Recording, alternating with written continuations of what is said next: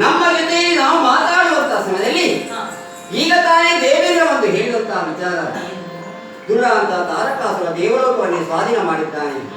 ಆತನ ಉದಯಬೇಕಾದ್ರೆ ನನ್ನಿಂದೊಂದು ಮಾತ್ರವಂತ ಕಾರ್ಯ ಆಗಬೇಕು, ಪರಮೇಶ್ವರ ತಪಸ್ಸನ್ನು ಕಿರಿಸಬೇಕು. ದೇವೇಂದ್ರ ಧೈರ್ಯದ ಮಾತು